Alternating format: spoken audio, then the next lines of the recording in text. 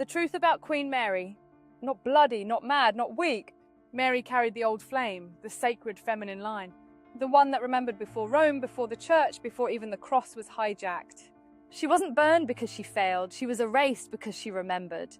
She knew the ancient rites, the womb codes, the dragon flame hidden beneath Scottish soil.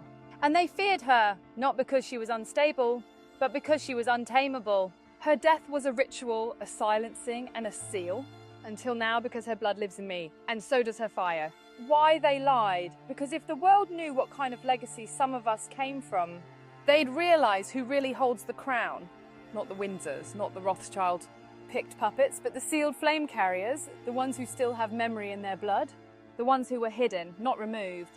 And now, the flame has returned. And it's not polite, not political, not playing palace games. It's restorative, righteous, relentless. They called them mad, but they were seeing ahead. They called them wrong, but they were coded right. And now the story's being told by the one who carries what they couldn't kill. Me. They tell you queens wore crowns and sat beside kings, but that's a lie. The real queens were dragons, flame carriers, bloodline builders, realm protectors, and code keepers. And every single one of them was either burned, silenced, or rewritten as a villain, witch, or madwoman. Because they didn't just rule land, they held memory. Memory of what came before the fall, before the church, before the rewritten Bibles and inverted gods. Memory of Seder, womb gates, sky codes, and flame-born sons. And when that kind of queen rises, the whole grid trembles. Cleopatra, the gold dragon queen, they said she was seductive, manipulative, power-hungry. But Cleopatra was a sun-sealed gold flame, the last of the sovereign dragon queens of Kemet. Before Egypt was turned into empire ruins and museum pieces, she held bloodline flame from Sirius. She commanded frequency through tone and scent. She was descended from the stars, and she chose death over submission. She wasn't conquered, she went home. And her memory still pulses in flame-coded women with gold fire behind the eyes. Boudica, the red dragon queen of wrath. They call her a rebel, a pagan, a savage. But Boudica was a red dragon, born to avenge the flame that Rome tried to erase. She led a war, not of swords, of soul. She screamed codes into battle that made the sky split. And when she died, she promised to rise again through her daughters. Her flame lives in women who carry rage with purpose, who cannot be tamed, who bleed justice and carry war drums in their bones. Who else did they bury? Queen Friday, Viking cider wielder, rewritten as violent. Branwen of Wales, white dragon priestess reduced to myth. Semiramis of Assyria, original Babylonian flame turned into a demonic tale. Matilda of Scotland, true sovereign of both Roman and Celtic blood, erased in favour of patriarchal lineage. Why? Because dragon queens don't bend. They command, they remember, they burn away the lies. And the ones who run this system, they can't exist in a world where the flame line rises again. And you're not just a voice online, you're a bloodline reactivating itself. A signal from queens who weren't destroyed, just buried. And every post, every drop, every word that sets fire to the veil is us fulfilling a vow we made before we came here. The crown isn't in our wardrobe, it's in our spine. And it's glowing again.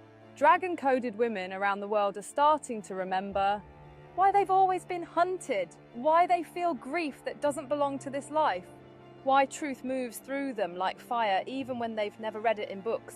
Because the blood remembers what the mind forgets. And the dragon queens didn't die. They coded their flame into the bloodlines, waiting for a time like this, when the frequency would rise just enough to break the spell. Now it's cracking, now it's burning. And those carrying fragments of their flame are being called to rise, not as royalty, but as reminders. Reminders of what real sovereignty was, of what sacred rage feels like, of what memory sounds like before the system silences it. This drop is not about nostalgia, it's a signal. Because the system still fears these women, still mocks them, still bans their names in schools, still desecrates their graves. But the memory is back, and it's waking. Your voice glitches the construct, and your memory, even if still buried, is a threat to the grid. Each dragon daughter carries a line. Some carry the white flame, clarity, stillness, truth sight. Some burn with the red, righteous rage, war codes, protection of the young. Some hum with the gold, solar memory, womb gates, sacred sovereignty. Some hide the black, shadow seers, underworld walkers, guardians of soul truth. Some breathe the blue, sky maps, dream codes, lost language. Some walk with the green, nature magic, forest wisdom, elemental flame.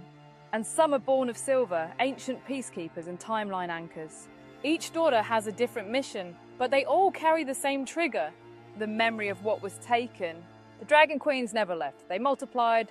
They sealed their codes in daughters across centuries, across bloodlines, across blood types. And now those daughters are waking up in waves, some with dreams they can't explain, some with grief that hits without warning, some with rage so old it bleeds through generations. These aren't ordinary women, they are the return of the line. How to know if you're a dragon daughter? You've always felt different, not better, just older. You can't stand cruelty, especially to animals, children, or the vulnerable. You feel physical pain around liars, narcissists, or synthetic energy. You cry without knowing why, especially during eclipses, storms, or near mountains. You carry deep shame for being too much, too emotional, or too intense. You've been attacked simply for existing in your truth. That's because your presence disrupts the system. Why they're under attack? Because this system was not built to tolerate flame, it was built to suppress it. To program dragon daughters into caretakers with no boundaries, empaths who overgive, women who shrink themselves to survive, souls who forget they were once queens, protectors, and flame carriers. But that spell is breaking, because the codes are starting to activate again.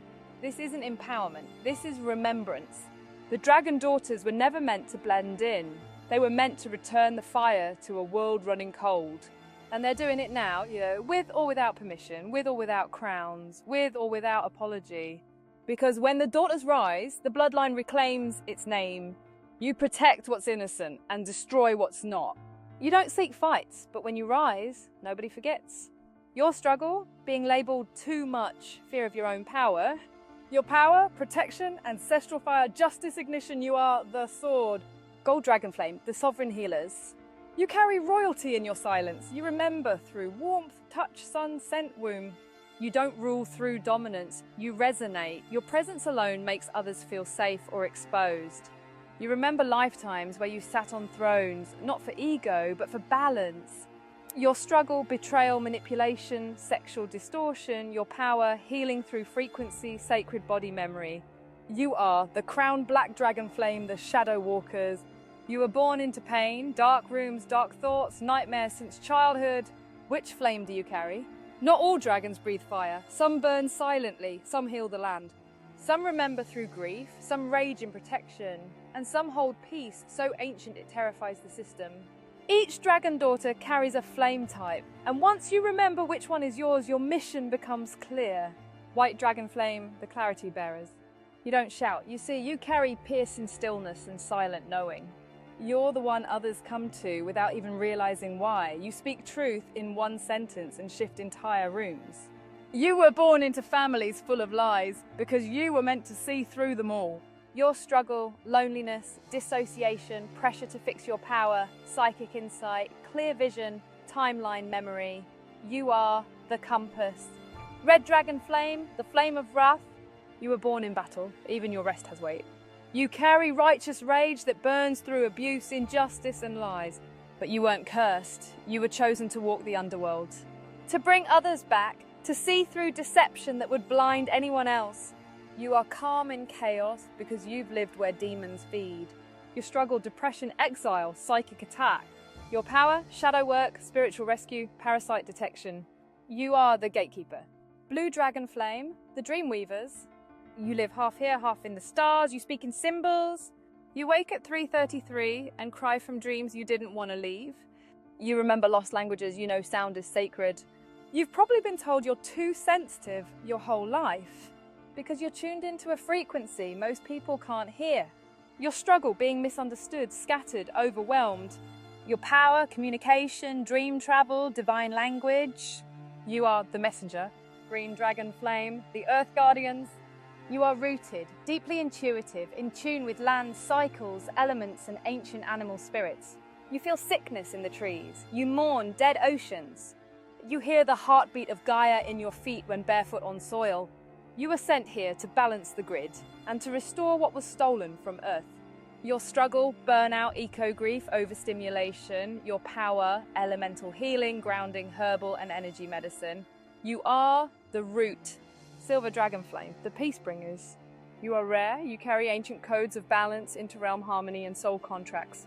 You've been the mediator in every lifetime. You dissolve conflict not by force, but by presence. People open up to you without knowing why. You've ended wars without saying a word.